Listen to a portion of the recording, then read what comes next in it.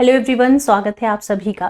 जैसा कि आप सभी जानते हैं कि हमारे यूपीएससी मेंस के पेपर हो गए हैं और उसमें हम पेपर 3 का ये सेगमेंट डिस्कस करने वाले हैं, आंतरिक सुरक्षा।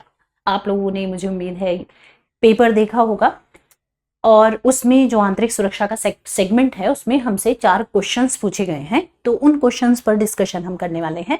1 बाय 1 हम पहले क्वेश्चन को देख लेते हैं, समझ लेते हैं और फिर हम बात करेंगे ड्राफ्टिंग की, है ना। क्वेश्चन को डिस्क्राइब करेंगे, थोड़ा सा देखेंगे कि हमें किस तरह से क्वेश्चन से डील करना था। तो सबसे पहला क्वेश्चन जो है वो है हमारा,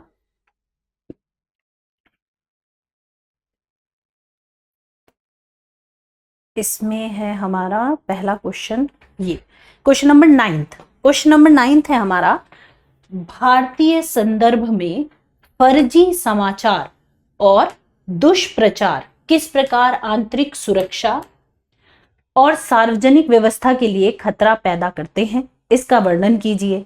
इस संदर्भ में सूचना प्रौद्योगिकी मध्यस्थ दिशा निर्देश और डिजिटल मीडिया आचार संहिता नियम 2021 के संबंध में किए गए संशोधनों की प्रमुख विशेषताओं पर चर्चा कीजिए। और यहाँ पर 150 शब्दों में हमें इसका उत्तर देना था। ठीक, अब देखो, सबसे पहला काम क्या होता है, हमेशा की तरह हम उन शब्दों को अंडरलाइन करेंगे जो हमारे आंसर का मेन फोकस है ना।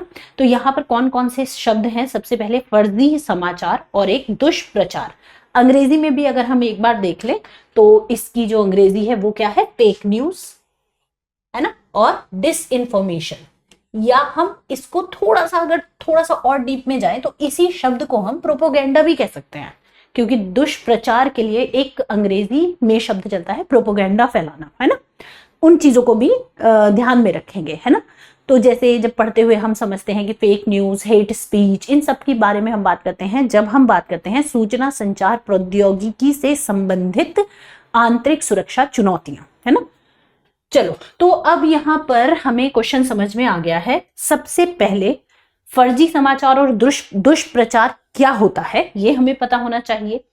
फिर हमसे कहा है कि आंतरिक सुरक्षा और सार्वजनिक व्यवस्था के लिए कैसे खतरा पैदा करते हैं ये। और दूसरा सेगमेंट जो है उसमें सिंपल हमसे नियम 2021 जो आईटी गाइडलाइंस है उसके बारे में, उसमें संशोधन जो हुए उसके बारे में पूछा गया है। साफ साफ लिखा हुआ है, संशोधनों की प्रमुख विशेषताओं का वर्णन हमें करना है। ये हमारा पहला सवाल है जिसके 2 हिस्से हैं। पहले हिस्से में हमें फर्जी समाचार और दुष्प्रचार के बारे में बताते हुए आंतरिक सुरक्षा और जो सार्वजनिक व्यवस्था है उसके जो खतरे हैं उनको बताना है। और दूसरे हिस्से में हमें क्या बताना है? दूसरे हिस्से में हमें साफ और सीधे तौर पर बताना है कि जो आईटी एक्ट में संशोधन हुए, आईटी एक्ट 2000 और फिर गाइडलाइन जो है आईटी गाइडलाइंस 2021, उसमें जो संशोधन हुए हैं उनके बारे में हमें चर्चा करनी है ना। तो क्वेश्चन तो ऐसा देखने से नहीं लग रहा है कि ये कोई सवाल जो है वो बहुत ही मुश्किल सवाल है, जिसे समझना मुश्किल है। समझना बेहद आसान है, सवाल को डील कैसे करना है उस पर हम चर्चा कर लेते हैं। तो हम इस आंसर की शुरुआत इस तरीके से भी कर सकते हैं जिसमें भूमिका के रूप में हम लिख सकते हैं कि सुरक्षा या सूचना के युग में राष्ट्रीय सुरक्षा केवल सीमाओं की सुरक्षा नहीं है, बल्कि यह नागरिकों की सूचना परिवेश की विश्वसनीयता का भी सवाल है। हम इस सेंटेंस से भी शुरुआत कर सकते हैं या फिर सीधे तौर पर सबसे पहले हम ड्राफ्टिंग में क्या करेंगे, हम भूमिका के रूप में फर्जी समाचार और दुष्प्रचार, हम इन शब्दों से शुरुआत करेंगे। यानी हम सबसे पहले क्या करेंगे, इन दोनों की परिभाषाओं को क्लियर कर देंगे। जैसे फर्जी समाचार के बारे में हम लिख सकते हैं कि ऐसी सूचना या भ्रामक सूचना जिसे समाचार के रूप में प्रस्तुत किया जाता है ताकि देश के भीतर असुरक्षा का माहौल बनाया जा सके, उसे हम फर्जी समाचार कहते हैं। दुष्प्रचार के लिए हम कह सकते हैं कि जानबूझकर गलत सूचना फैलाकर देश में असंतोष पैदा करना, किसी की भावनाओं को आहत करना ताकि देश के भीतर अराजकता फैल जाए। तो इस तरीके से एक भूमिका हम स्पष्ट रूप से लिख सकते हैं। फिर हम बात करेंगे दूसरे सेगमेंट की।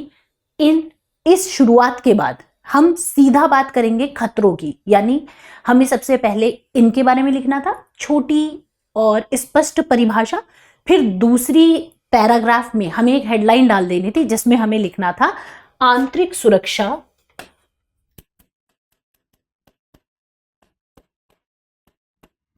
तथा सार्वजनिक व्यवस्था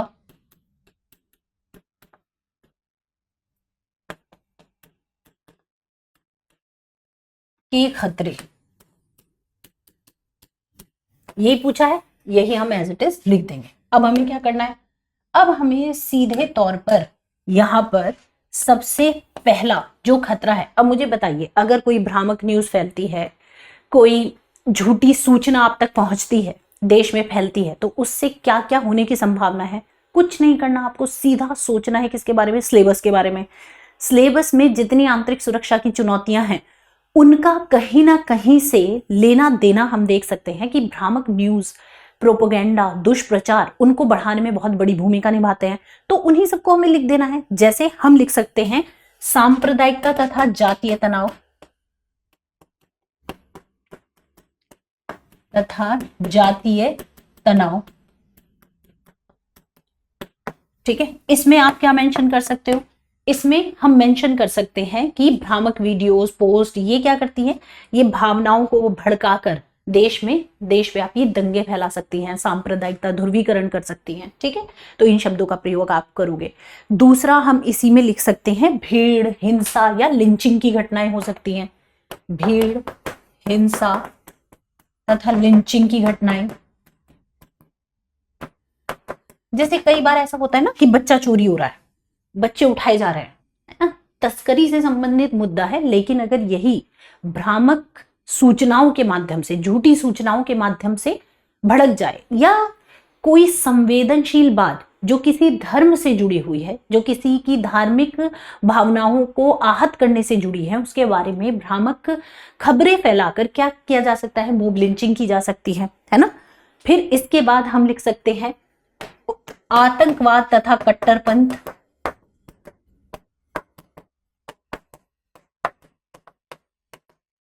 चाहे बात हम आतंकवाद की करें, चाहे हम कट्टरपंथ की करें, तो इसमें क्या होता है, धर्म के नाम पर गलत व्याख्याएं की जाती हैं वीडियोग्राफी के माध्यम से, है ना।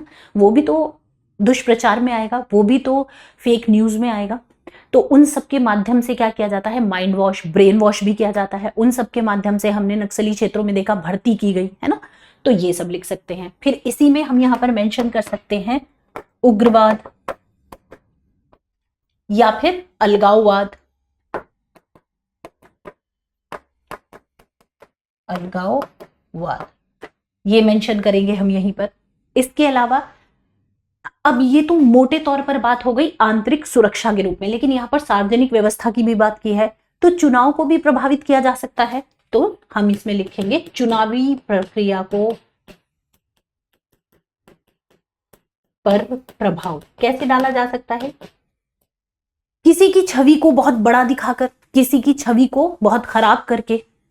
ठीक, तो मतदाताओं के चुनाव को प्रभावित किया जा सकता है, उन्हें लुभाने के लिए झूठी खबरें फैलाई जा सकती हैं, फेक न्यूज फैलाई ही जाती है, जानते होंगे आप अच्छे से। तो उन्हीं सारी चीजों को अच्छे शब्दों में हम यहाँ पर लिख लेंगे। ठीक है, पूरा कंटेंट तो डिटेलिंग हम नहीं बताएंगे अभी, लेकिन मतलब बताने का मतलब ये है कि हमें ये समझना है कि ड्राफ्टिंग क्या है ना। आंसर राइटिंग थोड़ी करने आए हम यहाँ पर चर्चा इस तरीके से करने आए हैं कि क्वेश्चन को कैसे डील करना था, क्या ऐसे हम डील कर पाए। और जो लोग अभी पेपर नहीं दे रहे हैं, अगले साल देने वाले हैं, तो उनके लिए भी ये वीडियो फायदेमंद होता है, ताकि हमें एनालिसिस करना आता है क्वेश्चन का या नहीं, हमें समझ में आ जाता है। ठीक है, डेफिनेटली आपने क्वेश्चन देखा भी होगा, फिर आपने कोशिश भी की होगी कि इसके आंसर में क्या क्या आना चाहिए था, किस तरीके से, तो उसे मैच करने में भी क्या होती है, आसानी होती है। ठीक है, इसी तरह आपने देखा होगा ऊर्जा संकट, इसकी अफवाह फैला सकता है ना कोई, आपदा संकट ये भी पैदा हो सकता है।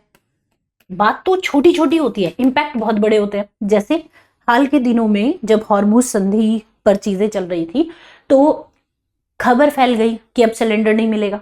अब ये फेक न्यूज थी ना, जिसने सिलेंडर के दाम क्या कर दिए, एकदम से बढ़ा दिए। तो हम मेंशन कर सकते हैं इन चीजों को भी। ठीक है, इन सारी चीजों से। और इसके अलावा एक बहुत इंपॉर्टेंट पॉइंट जो हमेशा सेना के विरुद्ध इस्तेमाल होता है, जिसे हम कह सकते हैं सुरक्षा बलों के विरुद्ध गलत नैरेटिव फैलाना। इसमें अंतर्राष्ट्रीय मंचों तक पर जो भी हम कह सकते हैं कि कोलेटरल डैमेज जो होता है उसको इस तरीके से प्रस्तुत किया जाता है कि सुरक्षा बलों द्वारा ऐसा जानबूझकर किया जा रहा है। तो ठीक है, सुरक्षा बलों के विरुद्ध गलत नैरेटिव,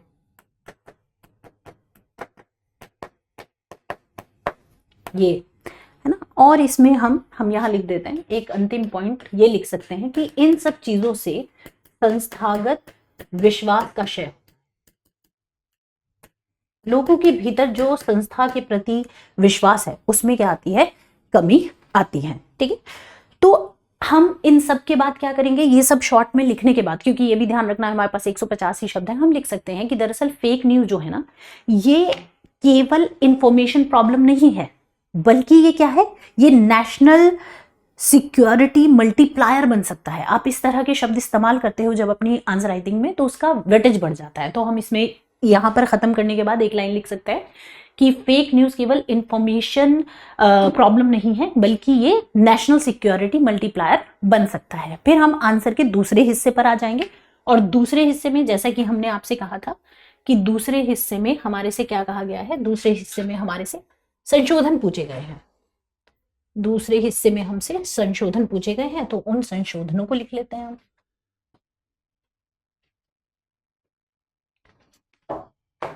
अब हम हेडिंग डाल देंगे आंसर के दूसरे सेगमेंट में, आईटी गाइडलाइंस 2021।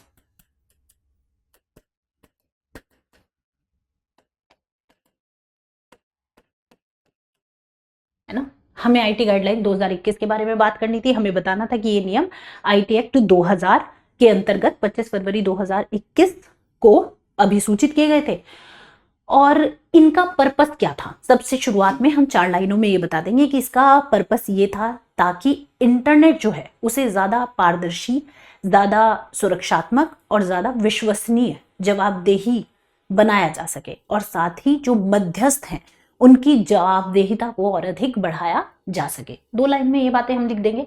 फिर हम संशोधन की बात कर लेंगे कि संशोधन क्या है। तो देखो, एक तो संशोधन नहीं हुआ है। संशोधन की शुरुआत में एक तो हम बता सकते हैं कि संशोधन के अंतर्गत जीएसी, जो ग्रीवियांस एपेलेंट कमिटी है ना, तो इसमें जो 2022 में संशोधन हुआ उसमें रूल 3A जोड़ा गया, संशोधन किया गया, जिसके भीतर कहा गया कि केंद्र जो है वो जीएसी का गठन कर सकता है, जीएसी का गठन करने का प्रावधान है, और जो उपयोग करता है अगर उसे, जो ग्रीवियांस ऑफिसर है, अगर वो उसके निर्णय से संतुष्ट नहीं है तो वो सामान्यतः 30 दिन के अंदर अपना जो भी अपील है उसको कर सकता है। तो एक संशोधन तो आप ये मेंशन करके आओगे, एक संशोधन आप ये मेंशन करके आओगे कि इसमें इंटरमीडिएटरी जितने भी हैं उनकी जवाबदेहिता में क्या की गई है, वृद्धि की गई है। एक पॉइंट ये लिख कर आओगे जो क्या करता है, प्लेटफॉर्म और अकाउंटेबिलिटी को बढ़ाने का काम करता है। फिर इसी में एक और पॉइंट आप लिख कर आओगे कि 2023 में भी एक संशोधन हुआ जिसमें फॉल्स, फेक, मिसलीडिंग जो भी इंफॉर्मेशन है या उन सब के लिए प्रावधान किए गए हैं। और प्रावधान क्या किए गए हैं कि फैक्ट चेक यूनिट बनाई जाएगी, ये प्रावधान किए गए हैं। फिर इसी तरह आप 2021 जो रूल है उनमें 2022 में संशोधन हुआ, 2023 में संशोधन हुआ, 2025 में हुआ। लेटेस्ट अगर आप लिखना चाहोगे तो एक अंतिम ये भी लिख कर आ सकते हो कि फरवरी 2026 में सिंथेटिकली जनरेटेड इंफॉर्मेशन, जिसे SGI कहते हैं हम, सिंथेटिकली जनरेटेड इंफॉर्मेशन, इसका एक और नाम है जैसे हम क्या कहते हैं, AI निर्मित या परिवर्तित, ये इसके लिए है, AI निर्मित या परिवर्तित। इन सब सामग्रियों से संबंधित जो संशोधन है उन्हें भी यहां पर अधिसूचित किया गया है। बात समझ में आ गए। एंड में हमें एक पैरा लिख देना है जिसमें हम लिखेंगे कि दरअसल जो फेक न्यूज है या जो दुष्प्रचार है, प्रोपोगेंडा है, इनका जो भी समाधान है वो कंटेंट रिमूवल से नहीं होगा। सिर्फ इससे नहीं होगा कि हम कंटेंट रिमूव कर दें। हमारे सामने बहुत सारी और चुनौतियां हैं जिन्हें समग्र रूप से हमें जिन पर काम करना होगा। जैसे हमें मीडिया के एथिक्स पर काम करना पड़ेगा, मीडिया एथिक्स या प्रोफेशनल एथिक्स लिख सकते हो आप। हमें ट्रांसपेरेंट रेगुलेशन पर काम करना होगा, हमें काम करना होगा कि डिजिटल साक्षरता हमारे यहाँ बढ़े, क्योंकि फेक न्यूज़ का आना और फिर उसकी शेयरिंग भी तो प्रॉब्लम है कि कोई भी फैक्ट चेक करता नहीं है, उसको हम मल्टीपल टाइम क्या कर देते हैं, शेयर कर देते हैं। तो इसमें डिजिटल साक्षरता जो है एक पॉइंट रहना चाहिए, मीडिया की जवाबदेहिता सुनिश्चित होनी चाहिए, एआई, डीप फेक, इन सब के डिटेक्शन के लिए बेहतर टूल हमारे पास होने चाहिए। तो इस समग्र रणनीति के साथ हम इस पर काबू पा सकेंगे। अंत में आप ये लाइन भी लिख सकते हो कि जो भी इन सारी रणनीति का पर्पस होना चाहिए वो होना चाहिए दुष्प्रचार पर नियंत्रण। हम एंड ऐसे कर सकते हैं कि हमारा जो लक्ष्य होना चाहिए वो दुष्प्रचार पर नियंत्रण होना चाहिए, ना कि हम वैध असहमतियों पर भी नियंत्रण लगाने लगे। ये भी तो पॉसिबिलिटी है कि अभिव्यक्ति की स्वतंत्रता को ना छीना जाने लगे इस नाम पर। तो हम उसे मेंशन कर देंगे, बहुत डिटेल में लिखने के लिए हमारे पास है नहीं, उतने शब्द नहीं है, तो हम यहाँ पर अपनी बात को छोटे शब्दों में इस तरीके से लिख सकते हैं कि दुष्प्रचार पर नियंत्रण हमारा लक्ष्य होना चाहिए, ना कि वैध असहमतियों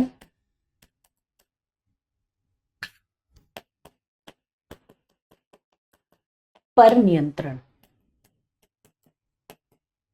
तो ड्राफ्टिंग समझ में आई कि हमें क्या क्या लिखना है। फिर से देखो, सबसे पहले हमें फर्जी समाचार और दुष्प्रचार के बारे में 2 लाइनें लिख देनी है, 2 और 2 4 हो जाएंगी परिभाषा को मिलाकर। फिर हमें सीधा हेडिंग डालनी है आंतरिक सुरक्षा तथा सार्वजनिक व्यवस्था के खतरे। उसमें इन सबको हमें थोड़ा थोड़ा इलैबोरेट कर देना है। 8 पॉइंट्स हैं, इसमें से 5 लिखना चाहो, 7 लिखना चाहो, 8 लिख दोगे बहुत बढ़िया है। फिर उसके बाद हमें सीधा आईटी गाइडलाइन 2021, आईटी एक्ट 2000 को बताते हुए 2021 की गाइडलाइंस बता देनी है। और फिर हमें संशोधन पर बात करनी है, जिसमें 3 से 4 संशोधन सफिशिएंट है। जो हमारा लेटेस्ट है वो फरवरी 2026 का ही है, आप उसको लिखकर आ जाना, एसजीआई जिस पर हमने बात की, और एंड में आप लिख देना कि एक समग्र रणनीति की जरूरत है। और उस समग्र रणनीति में केवल ये नहीं है कि हम कंटेंट रिमूवल पर ही बात करते रहें, हमें क्या करना पड़ेगा, फैक्ट चेकिंग पर भी बात करनी पड़ेगी, जो एआई और डीप फेक का डिटेक्शन है उसको मजबूत करना पड़ेगा, डिजिटल साक्षर बनाना पड़ेगा। ये सारे पॉइंट आप लिख सकते हो। फिर एंड में आप लिख सकते हो कि और इन सब रणनीतियों का लक्ष्य क्या होना चाहिए, दुष्प्रचार पर नियंत्रण, ना कि वैध असहमतियों पर नियंत्रण। इससे वो पॉइंट भी क्लियर हो जाएगा कि कई बार क्या है कि इन सब की आड़ में विचारधाराओं को सप्रेस किया जाता है, वो नहीं होना चाहिए। अभिव्यक्ति जरूरी है, मीडिया की स्वतंत्रता भी उतनी ही जरूरी है। ठीक है जी, तो ये हो गया हमारा आंसर पहला। ठीक, अब हम इसी तरीके से दूसरे आंसर पर भी बात कर लेते हैं। दूसरा क्वेश्चन देखते हैं जल्दी से। दूसरा क्वेश्चन मेरे ख्याल से लद्दाख पर पूछा है। ठीक, तो दूसरे क्वेश्चन को समझते हैं हम।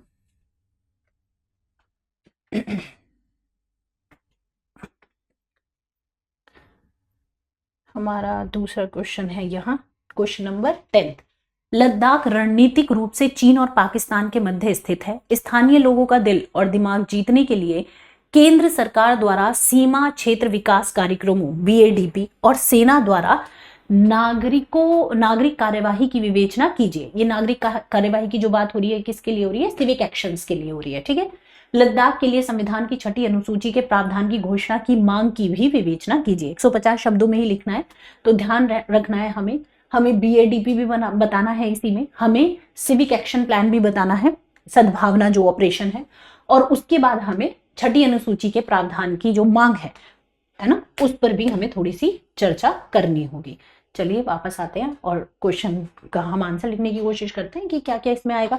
तो सबसे पहले तो हमें लद्दाख के बारे में जो सवाल पूछा है उसमें पहली लाइन को फिर से पढ़ते हैं एक बार। पहली ही लाइन में एक बात कही है कि सामरिक महत्व है इसका, लद्दाख रणनीतिक रूप से चीन और पाकिस्तान के मध्य स्थित है ना। अब देखो, इसका रणनीतिक रूप से जो शब्द है यानी इसका सामरिक महत्व बहुत ज्यादा है। तो अब हमें यहाँ क्या करना है, हमें तुरंत इसकी भूमिका में हमारे माइंड में पहली बात आनी चाहिए थी कि हमें लद्दाख की, क्योंकि भौगोलिक अवस्थिति की बात हुई है तो हमें उसे और थोड़ा सा क्लियर कर देना है। आंसर की शुरुआत ही हमें क्या करनी है कि लद्दाख पूर्व में चीन के साथ LAC, पूर्व में चीन के साथ LAC, पश्चिम में पाकिस्तान के साथ, उत्तर पश्चिम में कराकोरम सियाचिन के माध्यम से, ये सामरिक रूप से बहुत महत्वपूर्ण है। पहला पॉइंट हम ये लिखेंगे, तो इससे साफ तौर पर स्पष्ट हो जाएगा कि हमने क्वेश्चन को बहुत अच्छे से समझ लिया है। एग्जामिनर को पहला ही भाव जो है वो ये चला जाएगा जैसे ही हम इसकी भौगोलिक अवस्थिति को समझाएंगे, और फिर हम सेकंड ही लाइन में लिख लेंगे, इसीलिए यहाँ सुरक्षा केवल सैन्य तरीके से नहीं बल्कि, अब हम ये क्यों लिख रहे हैं, क्योंकि सवाल में क्या शब्द आया है, दिल और दिमाग। आपको याद होगा पहले भी UPSC सेम दिल और दिमाग शब्द का इस्तेमाल करते हुए आतंकवाद पर सवाल पूछ चुका है ना। तो एक तो आपको ये याद रखना है, यहां पर जो ये दिल और दिमाग शब्द है, दिल शब्द हमेशा इस्तेमाल होगा, ये इस्तेमाल होगा शब्द किसके लिए, विकासात्मक कार्यों के लिए और विकेंद्रीकरण, जबकि दिमाग हमेशा इस्तेमाल होगा किसके लिए, रक्षा उपायों के लिए और कूटनीति के लिए। यानी एक तरह से देखा जाए तो ये समस्या समाधान की बात कर रहा है, जो 4 तरीकों से हम समझते हैं कि किसी भी चुनौती की जो समाधान है, जैसे आतंकवाद, नक्सलवाद या फिर उग्रवाद, उन सब के संदर्भ में जब हम बात करते हैं तो हम इन चारों बिंदुओं पर बात करते हैं। यहाँ पर ये 4 बिंदु ना पूछकर उसने दिल और दिमाग शब्द का इस्तेमाल किया है। अब ज्यादा आप अच्छे से समझ पाओगे कि क्या लिखना है।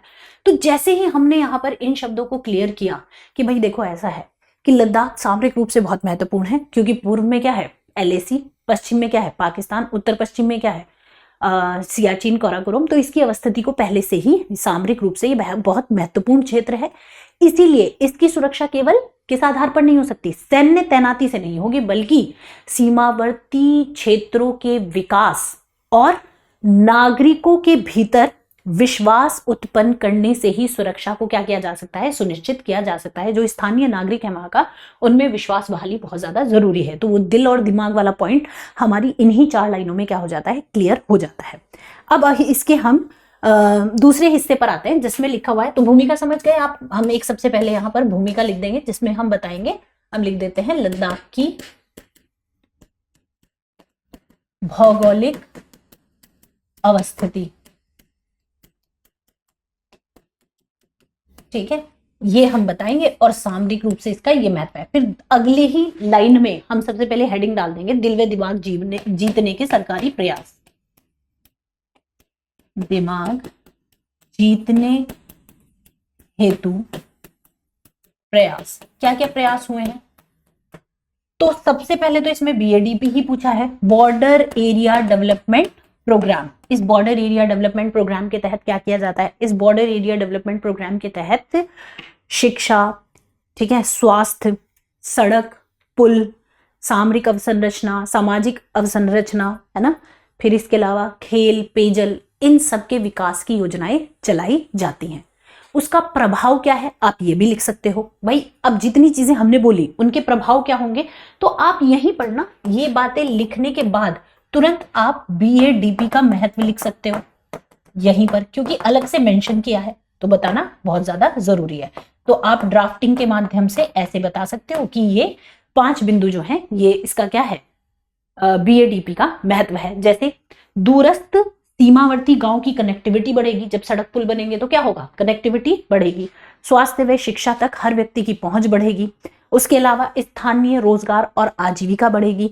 फिर एक शब्द है जो आप बहुत अच्छे से यहाँ पर इस्तेमाल कर सकते हो कि जब भी क्या होगा, सुरक्षा व्यवस्था में स्टॉक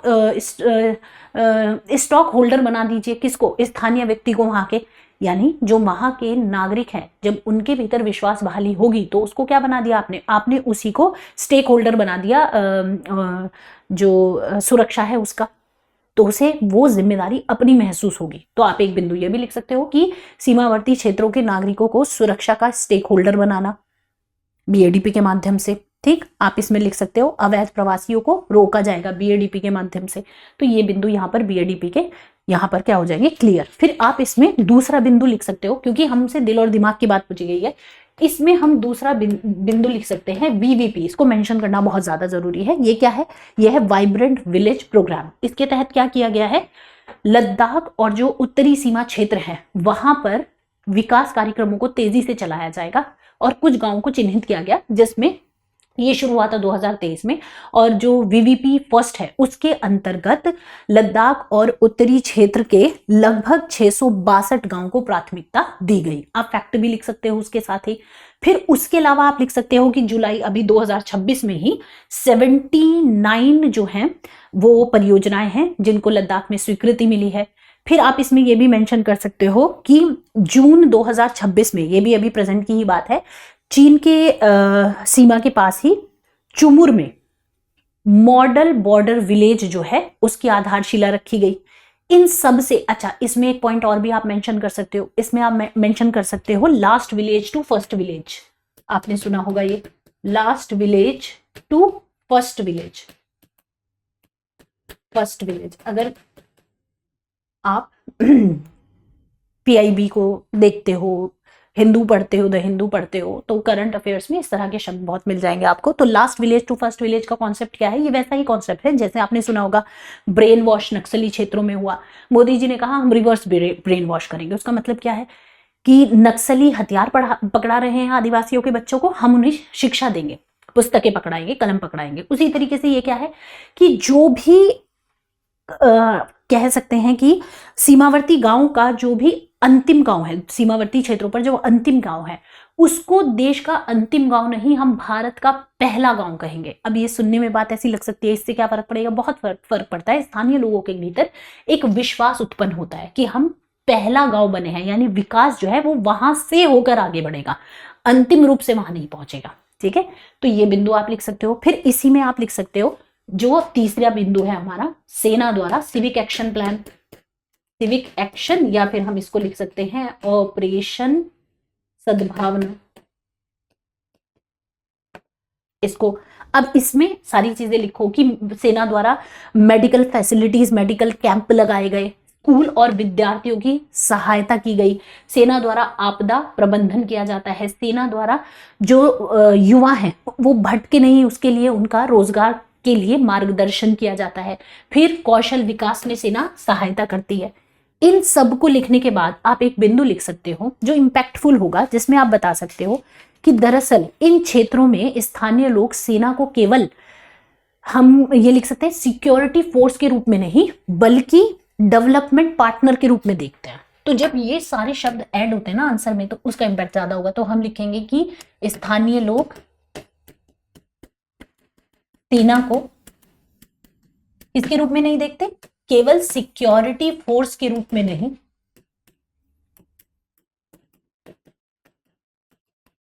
बल्कि किस रूप में देखते हैं? विकास साथी के रूप में देखते हैं। हिंदी में लिख सकते हो, नहीं तो डेवलपिंग पार्टनर, डेवलपमेंट पार्टनर के रूप में। ठीक है, ये हो गया हमारा कंप्लीट जितना हमसे पूछा गया था। अब आती है बात किसकी? लद्दाख में छठी अनुसूची की जो मांग है उसकी बात आती है। तो अब आप इसकी शुरुआत कैसे कर सकते हो? आप या तो शुरुआत कर दो कि भाई ऐसा है कि छठी अनुसूची में लद्दाख को शामिल नहीं किया गया है, और जो अनुच्छेद 244(2), अनुच्छेद 244(2) और 275(1) है ना, इनको बताते हुए आप बता सकते हो कि 4 पूर्वोत्तर राज्य जो हैं कौन कौन से? असम, ठीक है, फिर मिजोरम, मेघालय और त्रिपुरा। इन 4 राज्यों को, पूर्वोत्तर राज्यों में स्वायत्त प्रशासनिक व्यवस्था दी गई है ना। तो इसी तरीके से लद्दाख भी चाहता है ना। तो आप इन अनुच्छेद से शुरू करोगे बात को, तो अगेन ये कैसा हो गया? आपने दूसरे सब्जेक्ट को लिंक करके बात की, शुरुआत की, और छठी अनुसूची पूछा गया है तो बिल्कुल जायज भी है कि एग्जामिनर एक्सपेक्ट भी करेगा कि आप थोड़ा सा बताते हुए चलो। फिर उसके बाद आप क्या लिखोगे? क्यों मांग की जा रही है। एक सवाल ये भी तो है कि भाई छठी अनुसूची की मांग क्यों की जा रही है। ठीक, तो मांग क्यों, तो मांग क्यों एक हेडिंग डाल सकते हो, और मांग क्यों की जा रही है उस पर हम क्या लिख सकते हैं? जनजातीय सुरक्षा। भाई यही सब तो होगा छठी अनुसूची लागू होने से। ठीक है, दूसरा हम लिख सकते हैं भूमि सुरक्षा, फिर हम लिख सकते हैं पर्यावरण संरक्षण, पर्यावरण संरक्षण। ठीक, इसके अलावा रोजगार की सुरक्षा,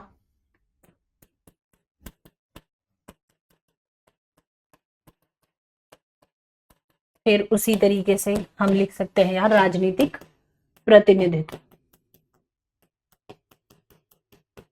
और इसमें आप मेंशन कर सकते हो कि जब JNK का पुनर्गठन हुआ 2019 में तो लद्दाख को बिना विधानसभा वाला एक केंद्र शासित प्रदेश घोषित किया गया था। तो इन सब मांगों के चलते छठी अनुसूची को लागू करने की बात कही जा रही है।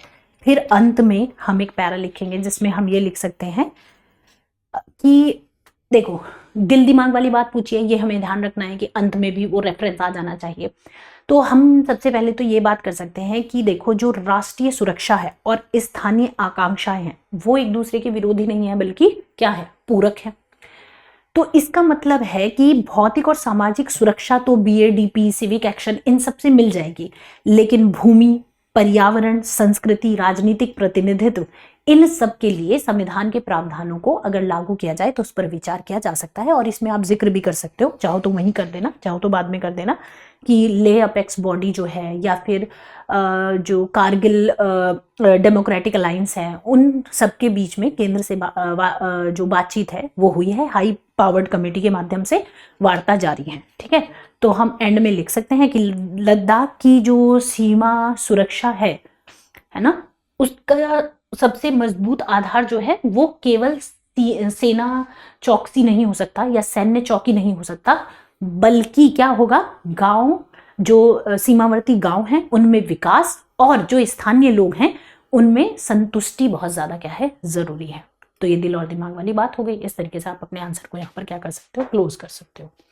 ठीक है जी, तो ये लद्दाख वाला क्वेश्चन हो गया। चाहे क्वेश्चन देखो लद्दाख से पूछे है ना, चाहे यही क्वेश्चन JNK से पूछता, जो हम अभी नेक्स्ट क्वेश्चन में देखेंगे अभी, तो बात तो वही है ना, बात तो सीमावर्ती क्षेत्र की है। हमें यहाँ पर ये अगर हम देखें बॉर्डर एरिया मैनेजमेंट हमारे सिलेबस में लिखा हुआ है, तो बॉर्डर एरिया मैनेजमेंट के संदर्भ में ही तो ये सारी बातें पूछी गई हैं। और उसमें करंट का एक सेक्शन जोड़ दिया कि छठी अनुसूची की मांग क्यों हो रही है, भाई क्या है छठी अनुसूची की मांग के पीछे की कहानी। तो थोड़ा सा आप ये बता दोगे तो आपका आंसर क्या हो जाएगा, कंप्लीट हो जाएगा। इसीलिए हम कह रहे हैं कि क्वेश्चन टफ तो बिल्कुल भी नहीं है ना। हम पहले से इसको बना लेते हैं, ठीक है। चलो अब हम क्वेश्चन नंबर देखते हैं, हमारा 2 क्वेश्चन और बचते हैं।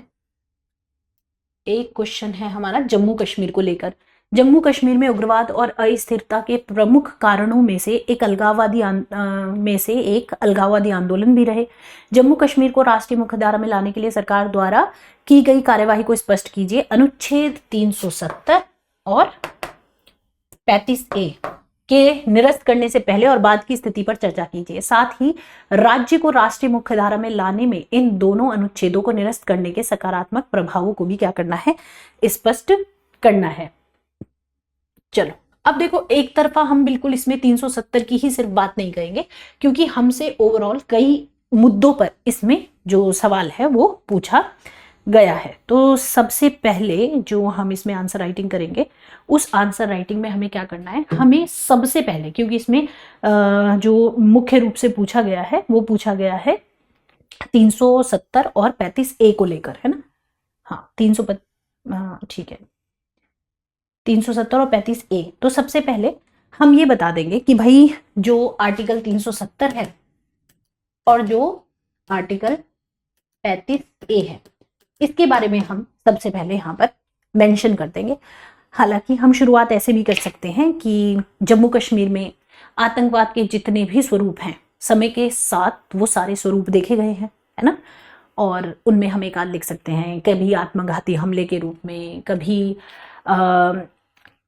पहचान करके हिंसा के रूप में, कभी हमने जो IED अटैक है उसके रूप में आतंकवाद देखा, है ना, कभी धर्म के आधार पर आतंकवाद हमने वहां पर देखा है। तो ये सारी चीजें मेंशन करने के बाद हम लिख सकते हैं कि लेकिन 370 और 35A को निरस्त करने के बाद स्थितियां जो है वो बदली हुई नजर आ रही है। और ये हम हवा में बात नहीं करेंगे, इसके पीछे हम फैक्ट भी देंगे डेफिनेटली, है ना।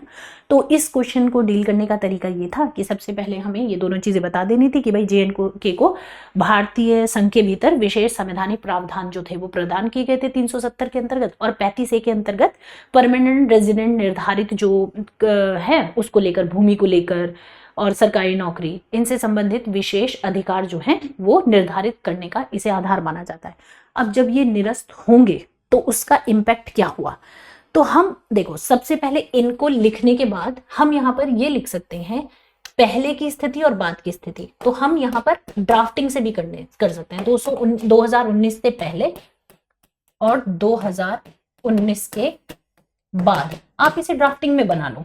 ठीक, अब आपके पास जितने आंकड़े हैं वो भी और जो स्थितियां हैं वो भी।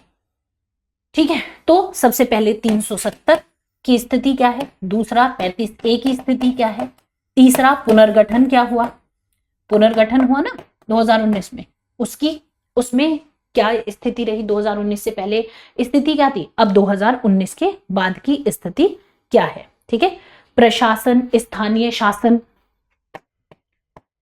प्रशासन की स्थिति, स्थानीय शासन की स्थिति। ठीक, फिर इसी में आप कुछ यहां पर क्या कर सकते हो, ऐड कर सकते हो कुछ आंकड़े, जैसे आतंकी घटनाओं की स्थिति, आप इसमें लिख सकते हो पत्थरबाजी की घटनाओं की स्थिति।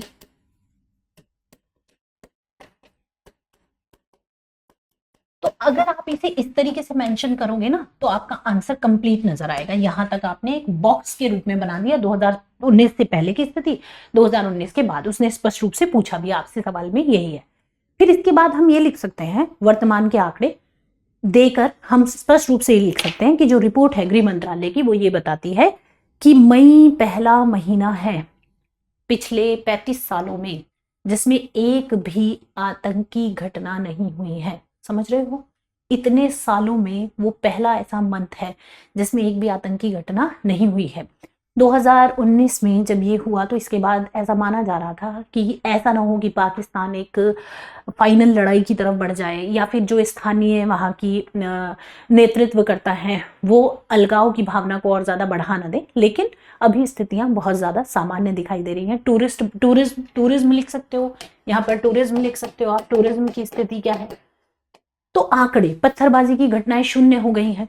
ठीक, तो ये सारी चीजें वर्तमान स्थिति भी, इसमें एक और कॉलम चाहो तो वर्तमान भी बना देना, कोई दिक्कत नहीं है वर्तमान, या फिर इसको अलग से मेंशन कर देना कि वर्तमान के आंकड़े जो हैं वो क्या कहते हैं। ठीक है, तो ड्राफ्टिंग इस तरीके से हो जाएगी इस क्वेश्चन की। अंतिम भाग एक बार फिर देख लेते हैं। इस क्वेश्चन में क्या कहा गया है, पूछा है कि राज्य को राष्ट्रीय मुख्यधारा में लाने में इन दोनों अनुच्छेदों को निरस्त करने के सकारात्मक प्रभाव। तो कुछ आंकड़े जो हम कह रहे हैं वो आप वर्तमान स्थिति के रूप में इसके बाद ही दे देना, यहां मत देना वर्तमान स्थिति, आपको देना है कि वर्तमान आंकड़ों द्वारा पुष्टि, सकारात्मक प्रभाव की पुष्टि।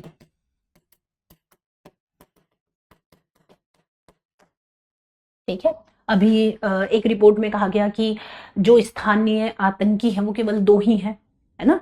तो ये सारे आंकड़े बताते हैं कि वर्तमान में स्थिति बेहतर है, और इसके पीछे 370 और 35A जो है उसके आंकड़े साफ साफ बता रहे हैं। तो वर्तमान स्थिति स्पष्ट कर दीजिएगा।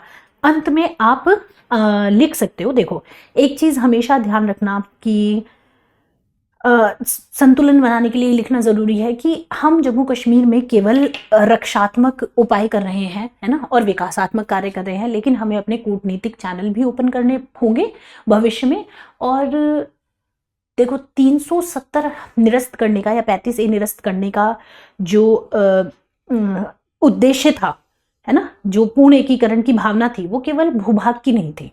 जैसे अटल बिहारी वाजपेयी जी ने कहा था कि कश्मीर, जम्मू कश्मीर समस्या का जो समाधान है वो कश्मीरियत, इंसानियत और जमहूरियत से तय होगा। यानी कश्मीर की जो जनता है उसका सम्मान किए बगैर जम्मू कश्मीर का समाधान पॉसिबल नहीं है। तो ये सारी बातें भी हमें एंड में लिख देनी है कि भाई जम्मू कश्मीर के एकीकरण का जो लक्ष्य था वो केवल भूभाग के एकीकरण का नहीं था, बल्कि किसका एकीकरण था, वहां की संस्कृति का एकीकरण, है ना, और संवैधानिक समानता के साथ कश्मीर के लोगों में विश्वास और आकांक्षाओं का एकीकरण था। तो उससे बात हमारी कंप्लीट हो जाएगी। ठीक है जी, अब हम लास्ट बात कर लेते हैं। जो लास्ट क्वेश्चन है वो तो सबसे इजी भी लग सकता है, और मतलब किसी बच्चे को ये भी लग सकता है कि सबसे मुश्किल सवाल ही वही था। हालांकि देखो क्वेश्चन समझने के ऊपर है। लास्ट क्वेश्चन हमारा मनी लॉन्ड्रिंग पर है। भारत में आतंकवाद के वित्त पोषण के प्रमुख स्रोतों के रूप में नकली मुद्रा और धन शोधन, मनी लॉन्ड्रिंग पर चर्चा कीजिए। इन खतरों को रोकने के लिए अंतर्राष्ट्रीय स्तर पर की जा रही कार्रवाइयों का विवरण प्रस्तुत कीजिए।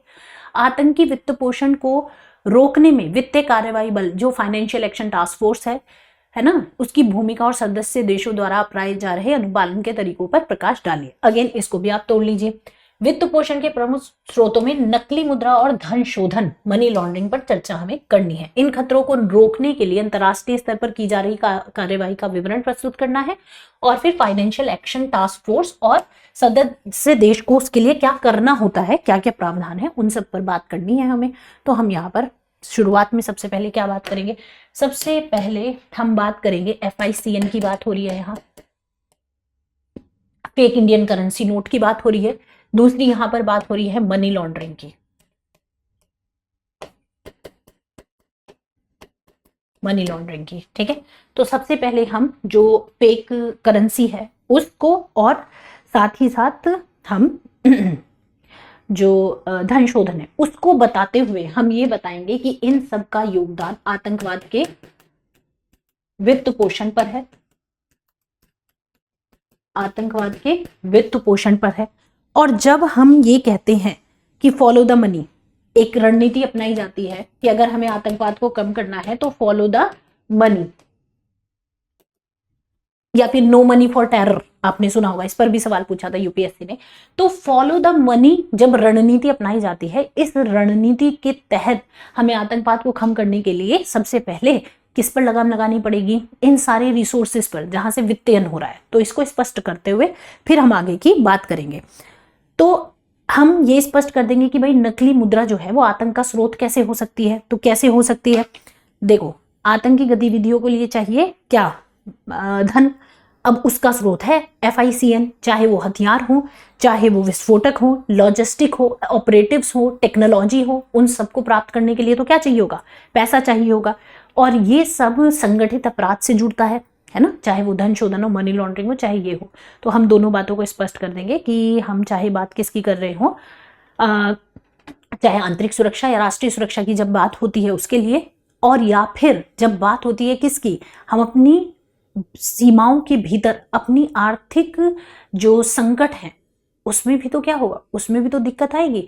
तो किसी भी तरह की आर्थिक चुनौती भी उत्पन्न हो उसके लिए भी, दोनों के लिए ही FICN का प्रबंधन और धन शोधन के लिए जो भी धन शोधन को जो रोकने के प्रयास है वो दोनों ही ज्यादा जरूरी है ना। अब धन का स्रोत अगर अवैध होगा उसे हम क्या मान लेते हैं, मनी लॉन्ड्रिंग। लेकिन जरूरी नहीं है कि अब उसमें आप मेंशन कर सकते हो कि मनी लॉन्ड्रिंग में प्लेसमेंट है, इंटीग्रेशन, लेयरिंग है और फिर इंटीग्रेशन है। और अवैध धन, जब धन का स्रोत अवैध हो तो उसको जब इन प्रोसेस से गुजारा जाता है तो उसे हम क्या कहते हैं, मनी लॉन्ड्रिंग। लेकिन वैध रूप से भी तो टेरर में धन इस्तेमाल हो सकता है, जैसे चैरिटी के नाम पर आया हुआ पैसा टेरर में, इसी के तहत NGOs को प्रतिबंधित किया गया, 11,000 से ज्यादा NGOs को क्या किया गया, प्रतिबंधित किया गया। तो इन सारी बातों को मेंशन करने के बाद हमें क्या करना है, FATF को बता देना है। FATF में आप बताओगे कि भाई इसकी जो शुरुआत हुई थी वो शुरुआत तो इसकी international convention for the suspension of financing of terrorism के लिए, मतलब ये जो बना, ये तो बना 1989 में, जो G7 है उसकी पहल पर हुई थी। लेकिन शुरुआत में ये क्या करता था, शुरुआत में तो मनी लॉन्ड्रिंग पर ही इसका जो नियंत्रण रखना या फिर उसके लिए नियम बनाना, उपाय करना। अच्छा, ये खुद ऐसा नहीं है कि FATF खुद सजा दे देता है, वो हम अभी समझा देंगे। लेकिन शुरुआत में इसका काम मनी लॉन्ड्रिंग पर नियंत्रण था, लेकिन बाद में टेरर फंडिंग पर इसने खूब नियम बनाए और फिर जो इसी के अंतर्गत क्या बना, इसी के अंतर्गत नियम बने। और अगर कोई देश उन नियमों का पालन नहीं करता तो उसे ब्लैक या ग्रे लिस्ट में डाल दिया जाता है, ग्रे लिस्ट कर दिया जाता है। आप मेंशन भी कर सकते हो कि पाकिस्तान को हमने 2 बार ग्रे लिस्ट में डलवाया है ना। तो FATF का काम यही है कि वो कुछ नियम बनाता है। 40+9 सिफारिशें इसने दी हुई है, संबंधित मतलब सभी देश इसका क्या करेंगे, अनुपालन करेंगे। जरूरी नहीं है वो देश उसका सदस्य ही हो FATF का, भारत इसका सदस्य देश है 2010 से FATF का, है ना। तो ये सब मेंशन कर देना। फिर उसमें एक और FATF के अलावा उसमें एक और चीज पूछी गई है कि और क्या क्या अंतर्राष्ट्रीय प्रयास हुए हैं, तो उसमें आप बता सकते हो UN सिक्योरिटी काउंसिल रेजोल्यूशन बता सकते हो, आप इगमॉन्ट ग्रुप बता सकते हो जिसके अंतर्गत क्या बनाए गए, इगमॉन्ट समूह बता सकते हो। इसमें FIUs बनाए जाते हैं, फाइनेंशियल इंटेलिजेंस यूनिट बनाई जाती है ना, जो क्या करती है, गुप्तचरी करती है, आर्थिक गुप्तचरी वैसे भी हमारे यहाँ कम ही है ना। इंटरपोल का जिक्र आप कर सकते हो इसी के अंतर्गत, ठीक। फिर FATF की 40 रिकमेंडेशन है, ये मेंशन करोगे आप, और क्या क्या प्रावधान है उनको बताते हुए, ग्रे लिस्ट ब्लैक लिस्ट को बताते हुए, और अनुपालन किस तरीके से होता है, तो भाई KYC के तरीके से होता है, रिपोर्ट के माध्यम से, इन्वेस्टिगेट, फ्रीज और कोऑपरेट सूत्र, इन सब से FATF जो है वो काम करता है। Asset freezing, record keeping, risk based approach होती है, नॉन प्रॉफिट ऑर्गेनाइजेशन, क्रिप्टो, ठीक। तो थोड़ा सा इसमें आर्थिक वाला आ जाएगा, और भारत के संदर्भ में चाहोगे तो मेंशन कर देना कि हमने PMLA जो है वो पूरे तरीके से, PMLA 2002, ED जो है वो इसी के लिए काम करता है, FIUs बनाए हमने, मैंने अभी बताया आपको, इगमॉन्ट समूह के अंतर्गत, है ना। फिर NIA काम करता है, RBI SEBI है, ठीक है, और जांच एजेंसियां हैं FICN के विरुद्ध। तो इन सबको मेंशन कर सकते हो, समय कम मिलेगा और शब्द भी कम, क्योंकि ये क्वेश्चन बहुत ज़्यादा बड़ा हो सकता है, तो उसको छोटा करने का तरीका यही है कि आप 1 बाय 1 सबसे पहले मनी लॉन्ड्रिंग और FICN की बात करो, FATF की बात करो, और फिर जो अंतर्राष्ट्रीय और पहल की गई हैं उन पर हम चर्चा कर सकते हैं। तो आई होप ये सेगमेंट आपको बेनिफिशियरी लगा होगा, बेनिफिट देगा ये आपको सेगमेंट, और मुझे ये भी उम्मीद है साथ ही साथ कि आपको समझ में आया होगा कि ड्राफ्टिंग हमें स्टिक रहना है ना। हम हमेशा कहते हैं कि मेंस के आंसर राइटिंग में एक ही चीज़ है जो सबसे ज़्यादा इंपॉर्टेंट होती है, और वो ये होती है कि जो पूछा है वही बताना है, अपने मन से नहीं लिख कर आना है कि जो हमें आता है हम वो लिख कर आएंगे। इंपॉर्टेंट ये है जो पूछा गया है आप उस पर स्टिक रहो, और अगर आप उस पर स्टिक रहोगे तो डेफिनेटली आपको बहुत अच्छे मार्क्स मिलेंगे, ठीक है। तो मेहनत करते रहिए, और बहुत सारी शुभकामनाएं आप लोगों को। अब एग्जाम की तैयारी को और बेहतर करने के लिए हमारे चैनल को लाइक, शेयर और सब्सक्राइब करना ना भूलें।